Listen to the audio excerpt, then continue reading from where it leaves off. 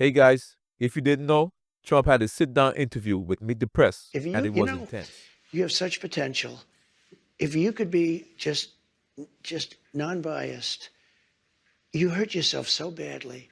I'm telling you, they deleted and destroyed all the evidence. Everyone knows it.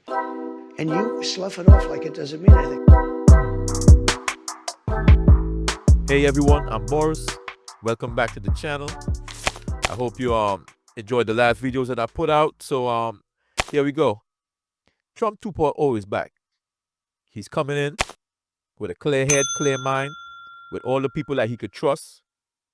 Not like the last time he had to find people that he thought he could trust. And he had a sit-down interview with Meet the Press.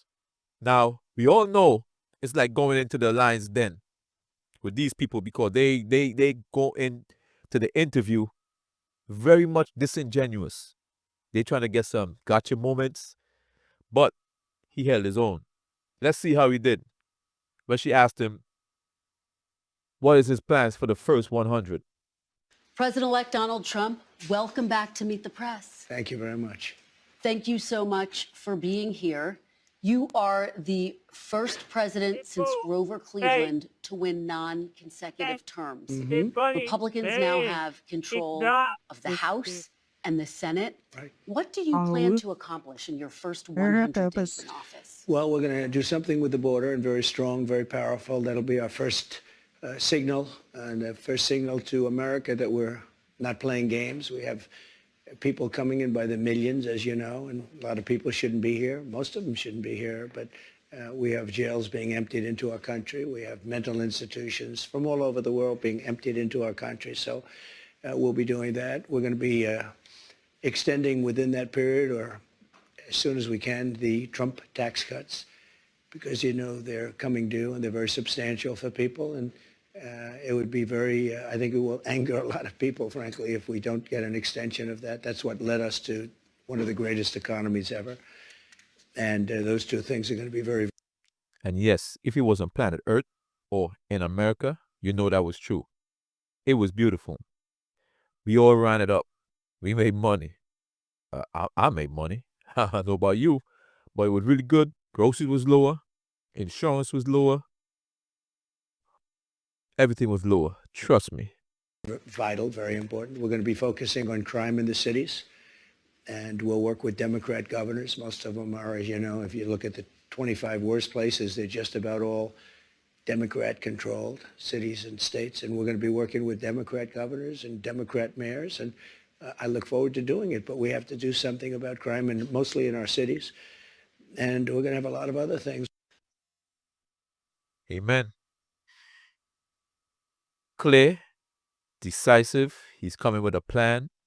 He was all over the place the first time, but this time he's coming in hot, and he's ready to get rolling January 20th. Let me ask you about another aspect of the economy, sir, the minimum wage. The federal minimum wage has been $7.25 since 2009.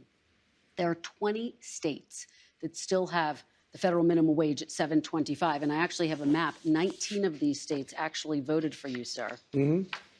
And you can see it right here. I don't know if you remember this, but during the debate in 2020, I asked you if you would raise the minimum wage. You said you would consider it. And so my question for you is, now that you are going back to the White House, for these 19 states that voted for you, are you going to raise the federal minimum wage? It's a very low number. I will agree. It's a very low number. Let me give you the downside, though. Yeah. In California, they raised it up to a very high number. And your restaurants are going out of business all over the place. The population is shrinking. And people lost their jobs because they start putting in the little kiosks. Yo, everywhere you go now, they got a kiosk, maybe one cashier, and you got to do it yourself and show them the receipt.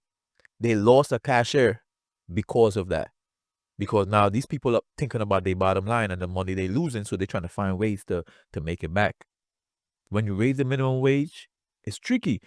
I believe, because I worked in many jobs before, I was like, I used to cry about it too. But when you really think about it and you see from an economical perspective, you raise it too much, You know that you can't raise it. You raise it too much, and businesses is forced, not forced, because some of them bigger businesses like McDonald's, stuff like that could afford it. They start pulling back because they watching their bottom line. What money they gonna give to their shareholders. But then, as he says, as he's alluding to, I'll press play in a minute, little businesses, they can afford to pay you that extra money, bro. Because now, it's crazy. It's a damn if you do and damn if you don't situation. Let's continue. It's had a very negative impact. But there is a level at which you could do it, absolutely. Yeah. What is that level, do you I don't think? know. I mean, I really don't know. I can say this. Good answer. You have a lot of businesses that are open and thriving because of the lower minimum wage.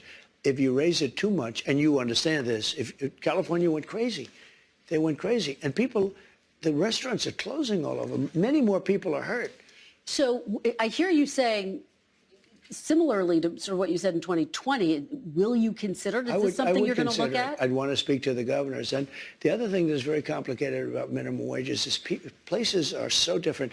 Mississippi and Alabama and great places are very different than New York or California. I mean, in terms of the cost of living and other things.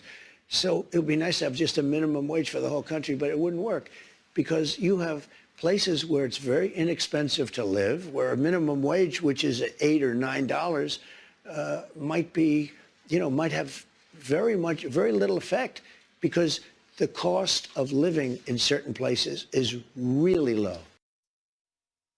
Now the thing is, right? He was clear, decisive about what he want to do about minimum wage. It's tricky.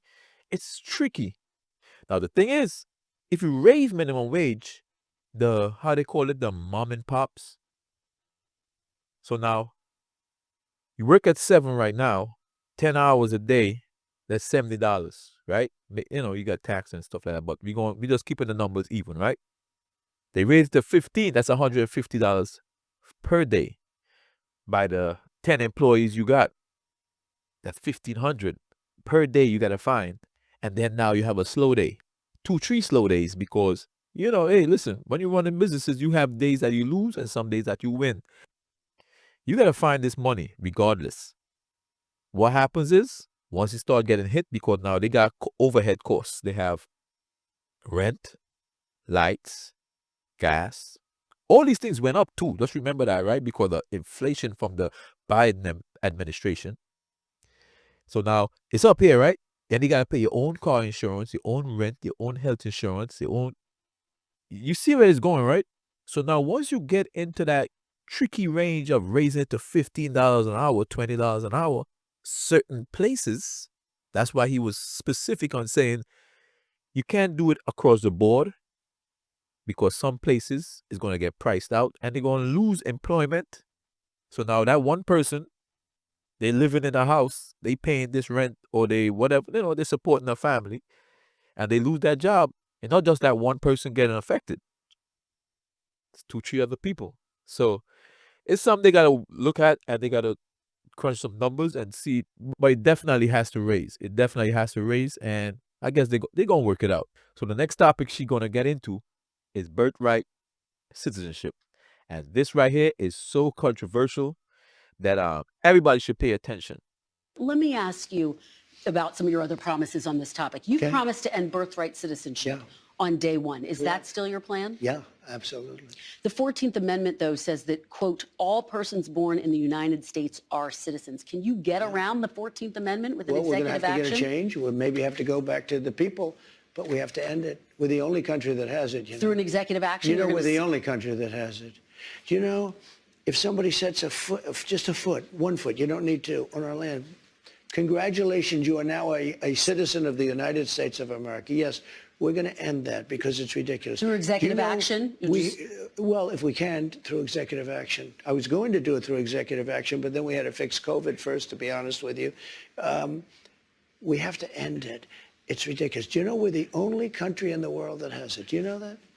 There's not one other country. What about the legal challenge, inevitable legal challenges that'll come? Do you know we have thousands of judges? Somebody walks onto our land, and we have to now say, welcome to the United States. They could be a criminal or not a criminal. We release them into our country. It's called catch and release. We release them into our country. Wait just one second. And now they get them lawyers. And the lawyers are good lawyers. And everybody has a lawyer. And do you know how many judges we have? Thousands. Thousands. Now, here's what other countries do. They come into the land and they say, I'm sorry, you have to go. And they take them out.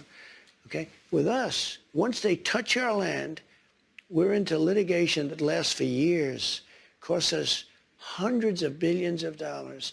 We have judges, and I'm sure they're all honest, but I don't know that for a fact. You can imagine what's going on with the judges. But just so you, because I have a lot of judges, I tell you what, I know more about judges than any human being in history. Look, we have judges. Every time somebody puts 2 feet or even 1 foot on a piece of our land, it's welcome to long-term litigation. Other countries, every other country, when somebody walks on and they see that they're here illegally, they walk them off, they take them back to where they came from. We have to get rid of this system. It's killing our country. When she speak about the 14th Amendment, right? She didn't say the whole thing. Like, that's the thing about the media, right? They deliberately say things a certain type of way, which would be called, let's call it edited, right? Plain and simple edited so people could be misinformed.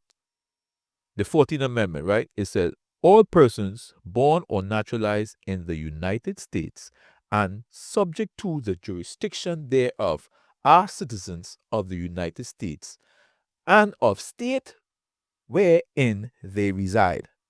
This was written to protect slaves because once upon a time, slaves were considered property.